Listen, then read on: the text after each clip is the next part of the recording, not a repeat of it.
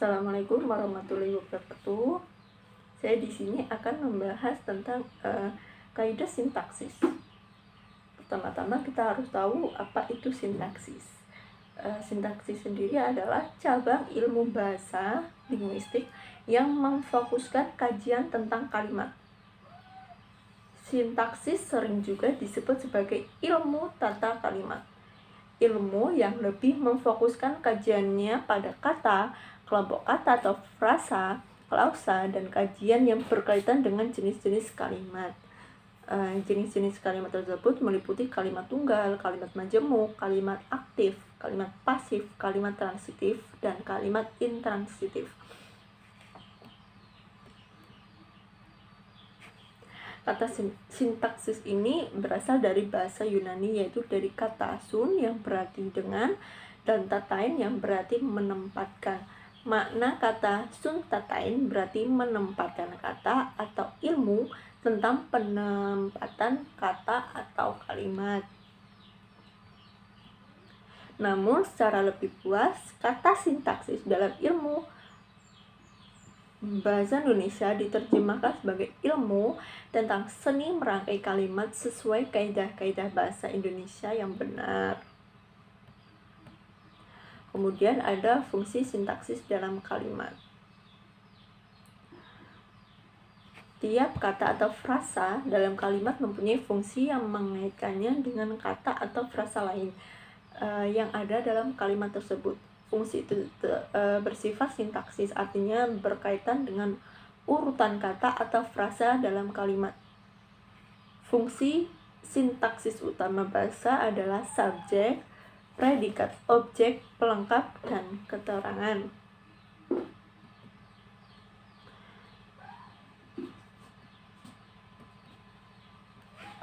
Yang pertama ada fungsi subjek, fungsi objek. Pada umumnya subjek berupa nominal atau klasa. Contoh, harimau, binatang liar. Ini fungsi subjek ya, maaf. Kemudian ada anak itu belum makan. Nah, subjeknya sendiri itu adalah anak. Kalau harimau, binatang liar itu subjeknya adalah harimau. Kemudian ada fungsi predikat. Predikat merupakan konstituen pokok yang disertai konstituen subjek di sebelah kiri, dan jika ada konstituen objek, pelengkap, atau keterangan wajib di sebelah kanan. Predikat kalimat biasanya berupa frasa verbal atau frasa adjektifal. Contohnya, ayahnya guru bahasa Inggris. Nah, predikatnya ini adalah guru. Kemudian ada adiknya 2. Predikatnya ini adalah 2. Kemudian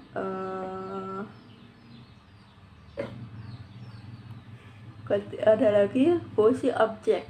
Objek adalah konstituen yang kehadirannya dituntut oleh predikat yang berupa verbal transitif pada kalimat aktif. Letaknya setelah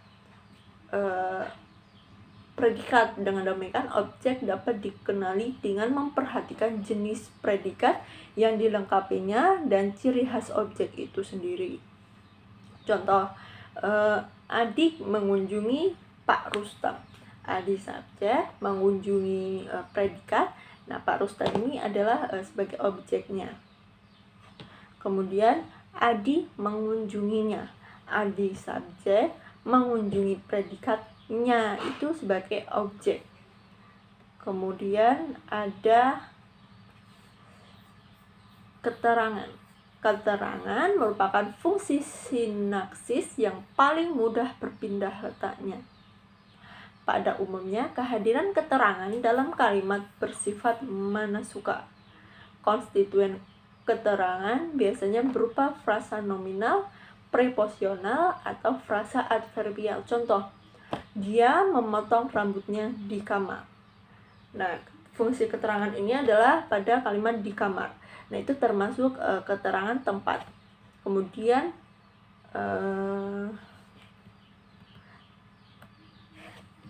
frasa. Definisi frasa. Frasa atau frase dapat didefinisikan sebagai kelompok kata yang terdiri dari dua kata atau lebih.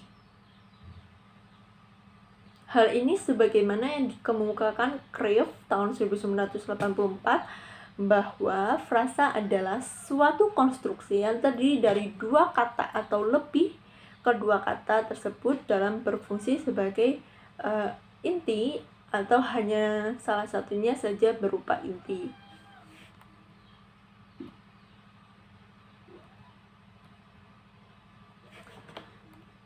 Terus ada ciri-ciri frasa. Mengingat antara frasa dan kata majemuk memiliki kesamaan, yaitu sama-sama dibanding atas beberapa kata, maka untuk dapat membedakan keduanya perlu diketahui ciri-ciri dasar. Nah, ciri-ciri frasa ini diantaranya frasa terdiri dua kata atau lebih, frasa belum melampaui batas fungsi yaitu SPOK, frasa belum memenuhi syarat sebagai klausa, frasa lebih kecil daripada klausa. Kemudian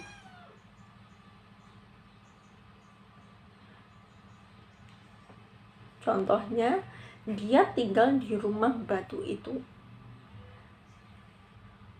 Frasanya itu adalah rumah batu ya. Kemudian jenis-jenis frasa.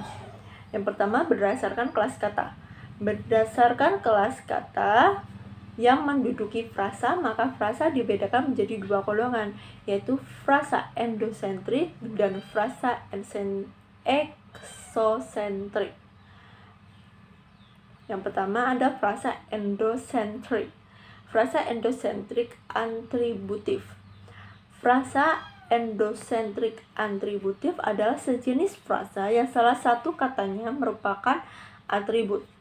Berdasarkan letak atau posisi atribut di dalam frasa, maka Parera mengelompokkan frasa menjadi 4 kelompok.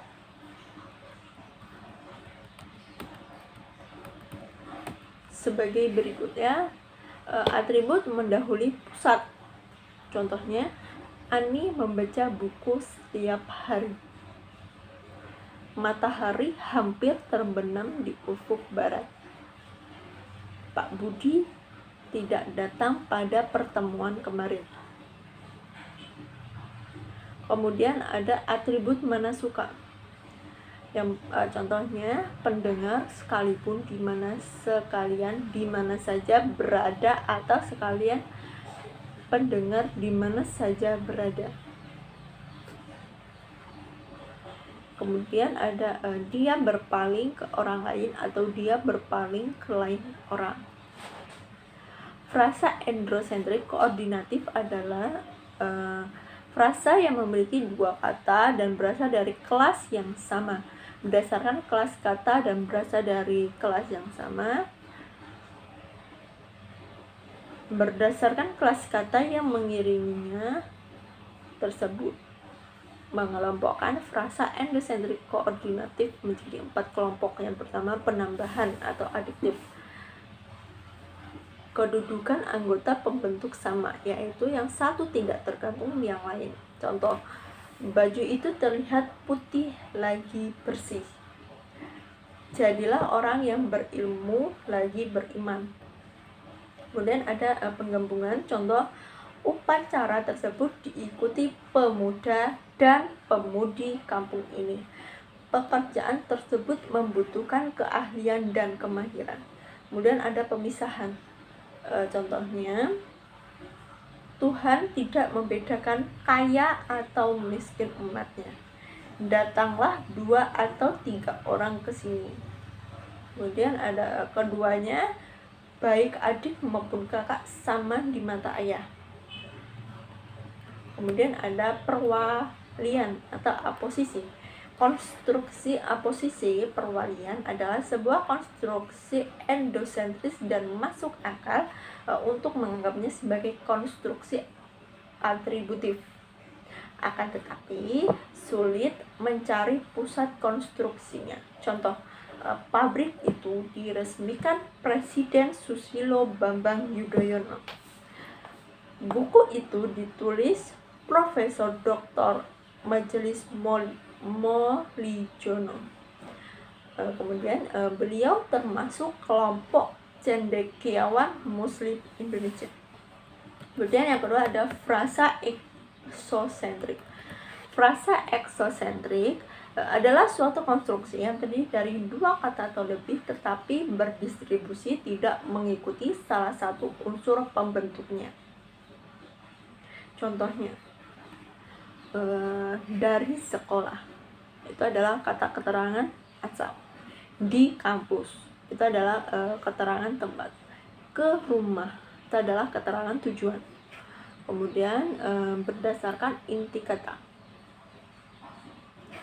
Pengelompokan jenis frasa berdasarkan unsur inti yang membangun frasa tersebut sama dengan pengelompokan atas kelas katanya di atas. Perbedaan hanya dilihat dari ada tidak unsur inti di dalam frasa tersebut. Jika memiliki inti, dikelompokkan ke dalam eksosentrik.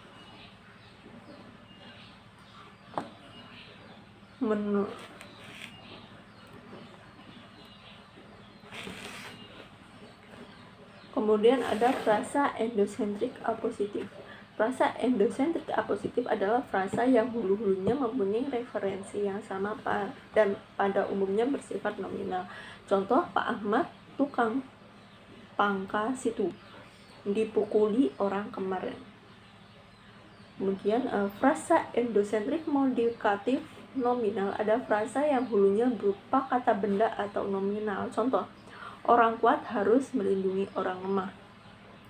Saya lebih suka kopi manis daripada kopi pahit. Kemudian ada endosentris modifikatif verbal. Adalah frasa yang hulunya berupa kata kerja atau verbal. Contoh, saya akan pergi nanti sore ke rumah Ali.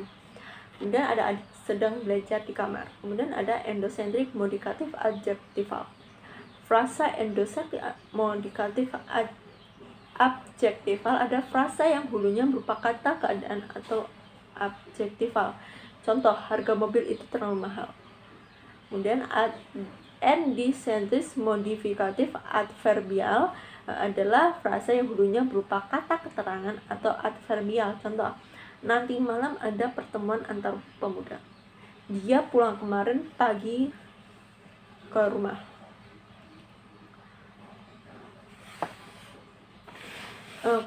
Kemudian ada klausa. Ada beberapa definisi yang dikemukakan oleh para ahli yang berkaitan dengan klausa. Menurut Ramban, klausa adalah satuan gramatik yang terdiri dari predikat baik diikuti oleh unsur subjek, objek, pelengkap, dan keterangan. Selanjutnya menurut Tarigan, klausa sebagai kelompok kata yang hanya mengandung satu predikat. Kemudian menurut Parera mendefinisikan sebagai sebuah kalimat yang hanya memenuhi salah satu pola dasar kalimat inti dengan satu atau lebih unsur pusat.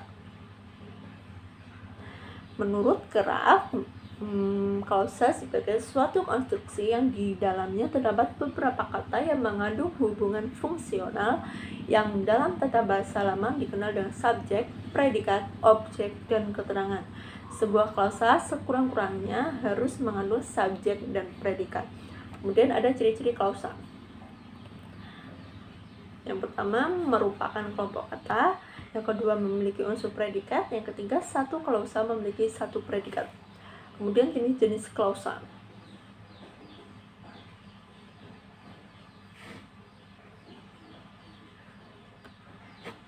Menurut Jos Daniel Parer, yang pertama ada klausa final. Klausa final adalah klausa yang baik secara suprasegmental maupun secara submental dapat menjadi klausa yang berdiri sendiri dan klausa swasta. Contoh, anak itu melempari anjing.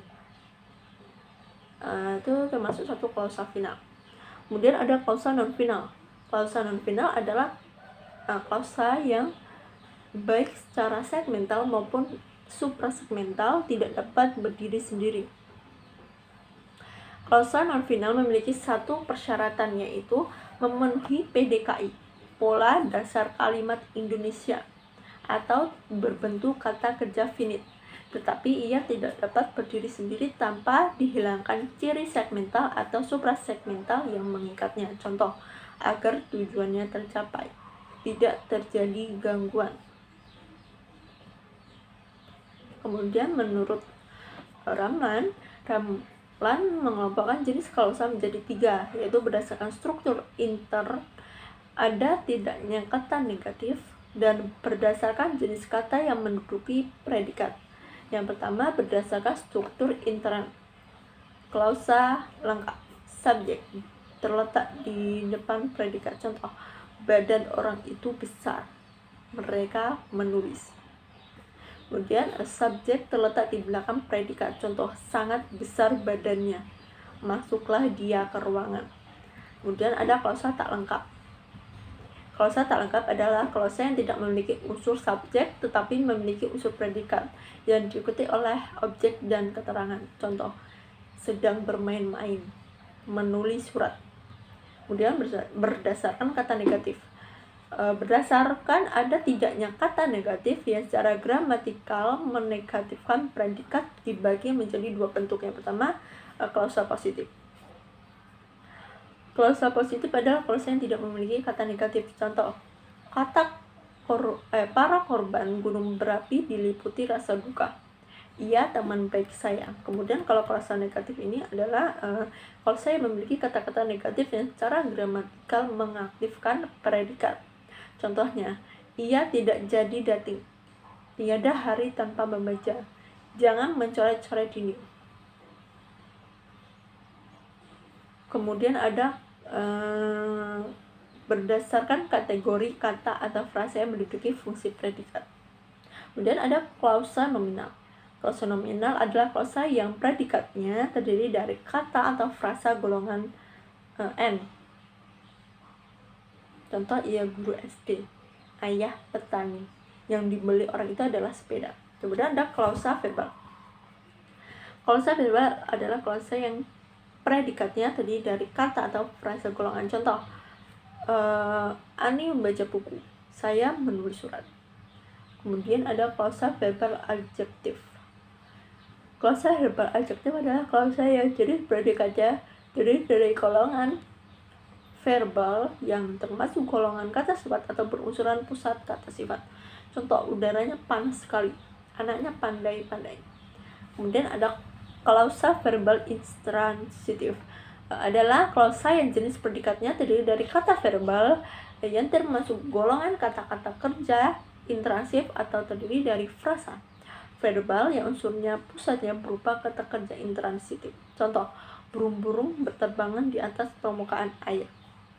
Kemudian ada klausa verbal aktif. Klausa verbal aktif adalah klausa yang unsur predikatnya terdiri dari kata verbal yang termasuk golongan kata kerja transitif atau terdiri dari kata verbal yang unsur pusatnya berupa kata kerja transitif. Contoh, Amir menghirup kopinya. Kemudian ada klausa verbal pasif. Adalah klausa yang terdiri dari kata verbal yang termasuk golongan kata kerja pasif. Kemudian ada klausa verbal reflektif. Adalah klausa yang predikatnya terdiri dari kata kerja reflektif atau perbuatannya. Contoh, mereka sedang mengasingkan diri. Kemudian ada klausa verbal resiprokal. Adalah klausa yang predikatnya terdiri dari kata kerja yang termasuk golongan kata kerja resiprokal, yaitu kata kerja yang menyatakan kesalingan. Contoh, mereka saling memukul. Anak itu selalu ejek mengejek. Kemudian ada klausa bilangan. Klausa bilangan adalah klausa yang predikatnya terdiri dari kata atau frasa yang bergolongan bilangan. Contoh, roda mobil itu 6. Kemudian ada klausa depan. Klausa depan adalah klausa yang predikatnya terdiri dari frasa depan, yaitu frasa yang diawali kata depan sebagai penanda. Contoh, sayur itu dari desa, pegawai itu ke kantor setiap hari. Kemudian ada kalimat.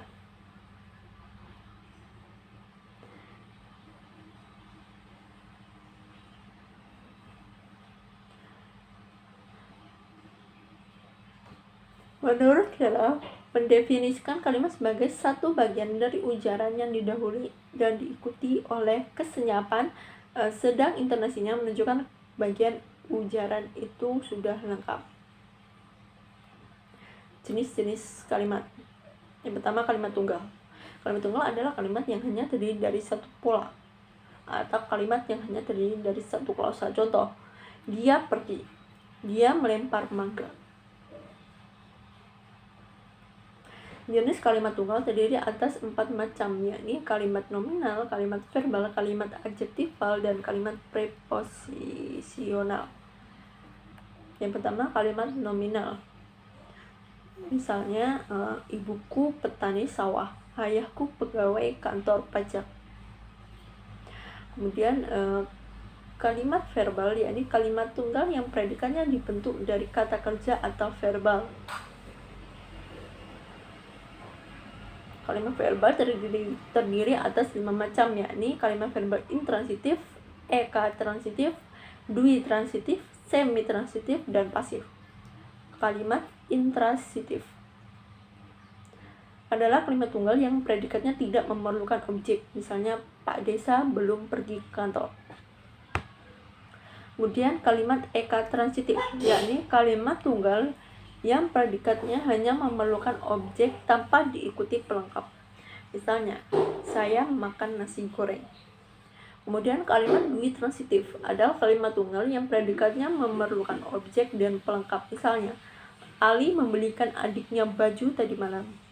Kemudian ada kalimat semi-transitif, adalah kalimat tunggal yang predikatnya dari semi-transitif. Misalnya, Ali Mudin kehilangan uang miliaran kemarin. Kemudian kalimat pasif adalah kalimat tunggal yang predikatnya biasanya dari kata kerja berawalan di. Misalnya, rumah itu dibeli oleh Pak Alimin Syahid. Kalimat adjektifal, yakni kalimat tunggal yang predikatnya dari kata sifat atau adjektifal. Misalnya, buku bahasa Inggrisku sangat tebal. Kemudian ada kalimat preposisional, yakni kalimat tunggal yang predikatnya dari kata depan atau preposisi. Misalnya, tempat tinggalnya di Makassar. Beras Ciliwung itu dari Sidrap. Kemudian menurut Kraft, dari segi maknanya dapat dikelompokkan dari 4 macam, yaitu kalimat tunggal itu ada 4 macam, yaitu yang pertama kalimat berita. Kalimat berita adalah kalimat yang digunakan bila kita ingin mengutarakan suatu peristiwa atau kejadian yang kita alami dan atau yang dialami orang lain. Misalnya, Ali pergi ke Jakarta kemarin. Kemudian kalimat tanya. Kalimat tanya, kalimat yang maksudnya atau fungsinya untuk menanyakan sesuatu. Contoh, terdapat 3 ciri yaitu yang pertama menggunakan intonasi tanya, menggunakan kata tanya, menggunakan partikel kah. Misalnya, ibu datang? Kapan ibu datang? Akankah ibu datang? Kemudian